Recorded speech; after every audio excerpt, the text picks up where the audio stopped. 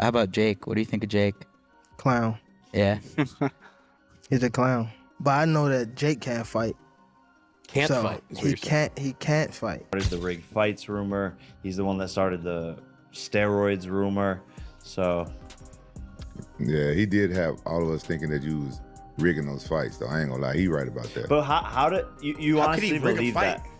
You honestly believe that? I wanted to believe it when you fought Woodley. You know, but me, I'm gonna speak my mind. And I'm just gonna keep it 100, man. Jake Paul is fugazi. He's fake. That's how you feel. Truly feel. I'll bust him up and his trainer in the same night. Gervonta Davis mocked Jake Paul after renewed claims that Paul's fights are fixed, questioning his legitimacy as a professional boxer. Davis dismissed Paul as a hype-driven clown who relies on carefully managed matchups rather than real skill, underscoring the growing divide between elite champions and social media fighters. Was training for something like this? Obviously, smaller guy. How was this in the training aspect, Jake? Yeah, just a lot of punching down, practicing, hitting below my knees, and a lot of speed. He warming up. We're sparring. That's what we need. We're sparring. Warm up. Some I know 8-year-olds. I got the 8-year-olds in there. If I find out anything, I'm gonna beat your ass and I'm gonna beat Jaden Love ass. On my mama, I'm gonna beat both of y'all ass. On my mama. And he laughing. You know, he laughing. What are you talking about? What does he have to do with this? Let anything, you know what I'm talking about. Let anything. Nah, I don't have to say it right now. Don't worry about it. I don't got to say it up here. Let anything happen. And I'm going to show you. Jake Paul responded strongly to claims that his fights are fixed or scripted. He said the idea makes no sense because fight fixing is illegal and could destroy everyone involved. Paul explained that no professional or self-respecting fighter would ever agree to throw a fight. According to him, these rumors come from hate, jealousy, and misunderstanding rather than facts. He added that people who push this narrative ignore his training, preparation, and actual performances, choosing negativity over evidence. Dumb though. I'm an MMA guy though. But anyone who believes that narrative, it's like, come on, it's a federal crime. It's illegal. Like, and you think Anderson Silva's gonna lose? You think Woodley's gonna take a fall? You guys, you know these guys. Yeah, no, I didn't think Anderson would take a fall, but you think why are you passing? But you think, but people think the Mike Tyson fight's rigged. You think Mike Tyson's gonna? No, I don't think Mike Tyson would ruin his. Why are you pulling out glizzies? Don't ever disrespect him talking about fake fights. You want one of these glizzies? No, but I'm genuinely interested in the people. I try to understand, like. No, everybody's saying Mike Tyson pulled his punches. I try to understand dumb people because I can't relate. Like, I really genuinely spend parts of my day like trying to like see people online and like think like, how could someone be so dumb? And I still don't get it. No, I think people wanted to believe that. That's what the difference. But it's just like the long-running talk of a possible clash between Gervonta Davis and Jake Paul continues to blur the line between spectacle and real competition. Speaking during their recent verbal exchange, Davis made it clear that restrictions are the real issue. He implied that without scripts, special rules, or controlled conditions, the truth would be obvious inside the ring. According to Davis, his success comes from pure ability and experience in sanctioned fights, not protection or hype. The contrast he draws highlights the gap between a career built on elite boxing and one shaped around carefully managed opportunities. What does he have to do with this? Let anything, you know what I'm talking about. Let anything. Nah, I don't have to say it right now. Don't worry about it. I don't got to say it up here. Let anything happen. And I'm gonna show. The planned fight between Jake Paul and Gervonta Davis ultimately fell apart, but the cancellation only added fuel to an already tense rivalry. Since then, the unresolved matchup has continued to linger, keeping the tension alive and fans debating what might have happened had the fight gone ahead. Adding to the discussion, Roy Jones Jr. claimed that Jake Paul was never in the dark about Davis's past issues. According to Jones, those concerns were well known long before the fight talks collapsed, yet Paul still chose to move forward and offer Davis the opportunity. Jones suggested that when a new lawsuit later emerged, Paul abruptly backed away and acted as if the situation was a surprise, despite the fact that the legal troubles had existed for some time. This, Jones implied, raised questions about whether the fallout was really about new information or simply a convenient turning point in their ongoing dispute. Well, when he first signed the fight, this ain't the first time he had battled against a woman. You knew what it was when you first signed up for it. So don't get mad and cuss him out and talk bad about him now. You knew what it was when you signed up for it. Come on, bro. You know what I'm saying? Let's not do that. Nobody talk. I don't talk bad about him either, but don't do the dude like that. No, the dude having a hard time in his life right now. Don't just do him like that. You know what I mean? Because you knew exactly what he was when you signed him to fight the person. Tim Bradley didn't mince words when addressing Jake Paul, openly labeling him as fake and questioning the legitimacy of his boxing career. Bradley's criticism was direct and uncompromising. He argued that despite all the hype, promotion, and attention surrounding Paul, the level of opposition he has faced simply doesn't measure up to true professional competition. From Bradley's perspective, Paul's success has been driven far more by spectacle, branding, and social media influence than by taking on genuinely dangerous, elite-level fighters. That, he believes, is the main reason why many established boxers and longtime boxing purists continue to view Paul with skepticism. Bradley's remarks tap into a much bigger debate within the sport today, whether online fame and entertainment value should ever be enough to earn real respect inside the boxing ring, or if that respect must still be earned the traditional way, against proven, high-level opponents. I can't knock your hustle when you built something outside of boxing and you say, hey, yo, I'm coming over here to the sport now, and I'm gonna pick and choose who I fight. Y'all come follow me. If they follow him, man, I just understand what it is. I know what I'm looking at. You're not gonna fool me over here, save that stuff for them other people, because I'm not gonna believe that I'm the face of, no, you're not the face of boxing. I'm not giving you that because that's for a lifer. But that's what he believes. That's cool, I can't knock him for that. People believe a lot of things for a lot of different reasons.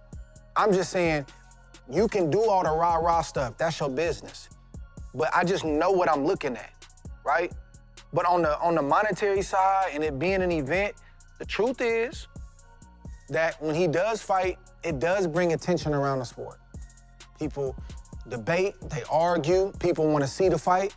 Is it legit? Is it him and Mike Tyson? No, it's an event. Despite widespread online rumors, Nikki Sabedarian clarified that the high-profile fight between Jake Paul and Anthony Joshua was not scripted or rigged in any way, firmly denying claims that the bout was pre-planned for entertainment or hype, and stressing that neither Jake nor his team engaged in any manipulation, adding that the fight was treated as a legitimate sporting contest, which directly counters conspiracy theories suggesting promoters and fighters prioritize views over real competition. I've seen the script, rigged, this, that, and the other. Do you think now, at the very least, that talk goes away? Broke his jaw, went in there against Anthony Joshua. At the very least, do you think that you guys can move on from that? Like, that won't follow you? No, I don't. I actually, our lawyers are actively going after a number of people. One who claims to be a lawyer himself online.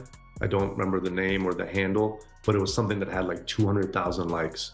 And basically this post said there was an agreement for AJ not to knock out Jake, but AJ disregarded the agreement and decided to not get his payday, but knock out Jake Paul. So it's pretty astonishing what people say. Your dear friend Lou DiBella, saw him put up a bunch of ridiculous things and even said, Nikisa, go ahead and sue me, but this wasn't a real fight. He was pulling punches. He wasn't giving it his full effort. And so for the people, again, just to clear this up, because I asked Eddie this question, I'll ask you the exact same question. Once and for all, was there any sort of arrangement as far as it should go this many rounds? Because that's the one that I've heard. Oh, Anthony agreed to 3 rounds, 4 rounds. Can you tell us in black and white if there were any talks of any kind between the network, the promotion, the fighter? There has never once in Jake Paul's career been any talk of that sort, of anything to do with the fight being anything but a real fight that has exactly the same situation as any professional fight. And that's exactly the same thing here for the Anthony Joshua fight. It's just beyond mind-blowing that people would think that. Anthony Joshua was on record saying that if he didn't finish him in the first round, that would be disappointing, that it would be a failure.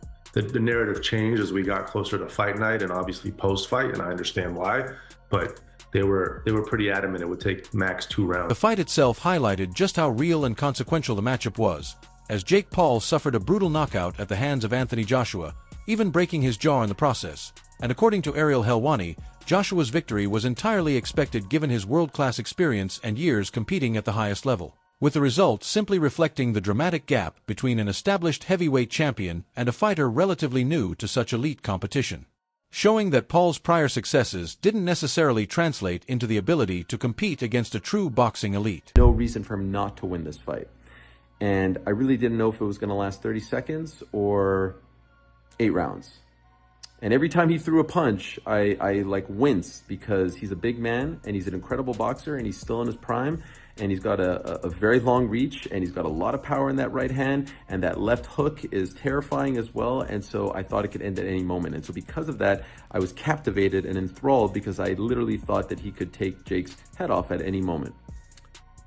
So a 30-second knockout wouldn't have been a great surprise to me. The fact that Jake went 6 rounds, I think he should view as a moral victory. Sounds like he's proud of himself. Do I think it was the greatest fight of all time? Of course not. Was I expecting the greatest fight of all time? Of course not. Honestly, up until the walkouts, I was like, I can't even believe that this is still happening. I can't believe that this is a real thing that's about to, you know, unfold in front of our eyes.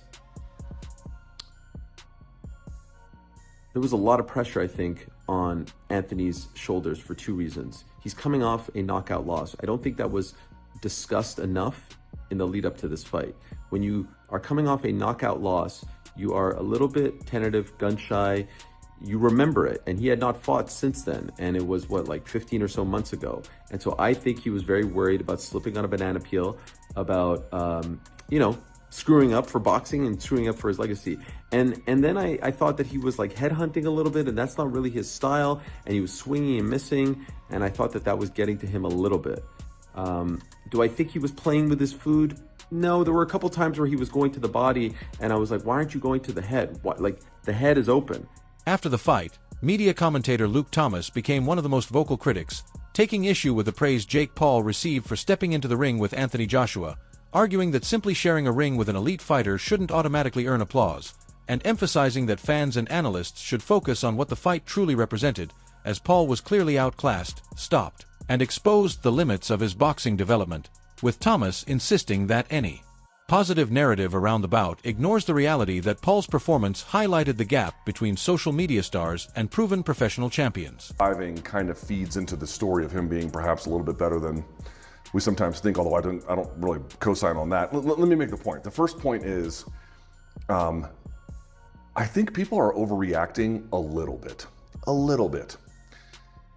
People were suggesting when I got on social media that this was like the biggest farce they'd ever seen in their life, and that this was, how could he fight like this, and this was a disaster, and you know, Joshua should have got him out there earlier. There is probably some evidence to suggest that Joshua, I don't think Joshua was carrying him in the sense of, hey, they coordinated this ahead of time. But was Joshua really stepping on the gas? No, I don't think he was really stepping on the gas. There were times I think he clearly pulled his punches, partly because Jake was squirmy and rotating on the outside. Also in part because I think, as I indicated on Friday, he's watching this guy with pretty bad footwork. He was literally tripping over himself, and he realized he just can't keep this up. So, okay, so there was that. But people were acting like, like, how could this be? How could this have happened? Guys, on Friday's MK, and then before that, earlier in the week on Submission Radio, they asked me on Submission Radio, how do you think he's gonna fight? And I'm like, he's gonna run. And they're like, you don't think he's gonna clinch? I'm like, okay, he'll clinch at times, but then the rest of the time, he's going to run. Like, what other way was this going to go? What other way was this? What other way was... Former UFC fighter and MMA analyst Chael Sonnen voiced strong doubts about the rationale behind matching Jake Paul, who has only 11 professional fights, against a decorated Olympic medalist and elite heavyweight like Anthony Joshua, arguing that from a traditional boxing perspective, it makes little sense, as fighters usually build their careers gradually, gaining experience against progressively tougher opponents before taking on world-class champions. Sonnen pointed out that Paul's rapid rise, propelled by social media influence and lucrative business deals, bypassed this conventional path, creating an accelerated trajectory that would rarely occur in standard boxing progression, and he warned that while celebrity and marketability have opened doors for Paul, such mismatched fights risk undermining competitive fairness and the integrity of the sport, highlighting the sharp contrast between Paul's limited experience and Joshua's proven accomplishments, and raising questions about the logic of unconventional matchmaking in high-profile bouts. Not a boxing match. It just wasn't. Jake Paul had a very healthy fear for his life while he was in there, and he was moving as such. He was staying away from him. He was running away. He was trying to get distance. Then he was trying to step in to win this athletic competition, and then he's trying to get out of the way so that he doesn't get hurt again. I mean, he was fighting Then it turns to where he can't stay away anymore. So now he's got to go the other way. He's got to go forward. So now he's clinched him. Now he's dropping down to his knees. He's going below the waist. He's getting to double leg positions. He was fighting. These guys were Jake was fighting for his survival, and you could so see it. You could see this animal who's been caged and is just trying to make it through, not even kill its prey, just make it through. And it was incredible. It was really incredible. So on the back end, some of the comments that I made or that I had heard were so confusing to me. It was a very good competition. I will tell you, it breaks my heart too that Anthony Joshua can't get him out of there in one round. Dave Portnoy had made a comment before the fight. He said, I like Jake. I wish well for Jake. Of course I'm taking Joshua. And then Portnoy made his point. And he said, because I believe in boxing. This isn't if I'm cheering for Jake or if I think that Joshua is more experienced or better. I believe in I believe boxing's real. If boxing is an actual sport, if it is an actual sweet science, then of course a guy that's done it 11 times cannot compete with the Olympic champion. Not everyone dismissed Jake Paul, as former UFC champion Daniel Cormier offered a more measured perspective, praising Paul for his bravery in stepping into the ring against Anthony Joshua, a far heavier and more experienced opponent, noting the significant risk involved given Paul's background fighting lighter competitors, and even joking that anyone would take a $100 million payday, yet highlighting that beyond the humor, it took real courage to accept such a challenge. And while Cormier didn't ignore the outcome, he emphasized that Paul showed guts by facing one of boxing's biggest names. The fight sparked a wide-ranging debate, drawing both harsh criticism over Paul's legitimacy and matchmaking as well as acknowledgments of his fearlessness, ultimately raising larger questions about the future of boxing, the influence of celebrity in combat sports, and what it truly means to earn respect in a sport built on skill and merit rather than hype alone. What were your thoughts on that? I thought Jake Paul's a brave guy. Then I found out he made $100 million. I was thinking, well, anybody would fight for $100 million, but bro, he fought. I literally ran into Logan Paul in New York City, and I said to him, it was weird too because I was going into a studio to interview Kamaru Usman for one of my shows, and Logan Paul was at the coffee shop. He's like, DC. I was like, what's up, Logan? Because he does a tremendous job in WWE. Yeah, Logan Paul does. I don't watch WWE, but I know that. Dude, he might literally be the best professional wrestler in the world. Really? He's such an athlete, bro. Yeah. He's unbelievable. But I'm just stroking him right now. I swear to God, bro, it's unbelievable how good the kid is. Okay. From the moment he started doing it, he was really good. He can cut a promo, huh? Like, he got what kids say. Promo. He's got a promo, but he's also good in the ring. Okay. He's really athletic. I said to him, I go, what type of safeguards do you have in place to make sure he doesn't get his head knocked off against Anthony Joshua? He's going to fight Gervonta Davis, who weighed in at 137 2 fights ago. So now you're going to go fight Anthony Joshua, who weighs all of 250? He said, all right. He said, he's going to just fight him. I go, man, he's very bold. And then what happened was he ran a lot. Yeah. Here's the thing. Everybody goes, even Eddie Hearn goes, he did better than Francis. And I'm like, well, Francis didn't move around much. Francis thought he could actually fight him because of what he did to Tyson Fury, right? Couldn't. Tyson Fury might have overlooked him a little bit, and I think that's what happened. Like, he got caught with the right hand drop. Anthony Joshua was like, I'm not taking any chances with this guy. So he fought him, and he took him seriously. That's it for today's video. Stay tuned for more updates, analysis, and highlights from the world of boxing. Until next time.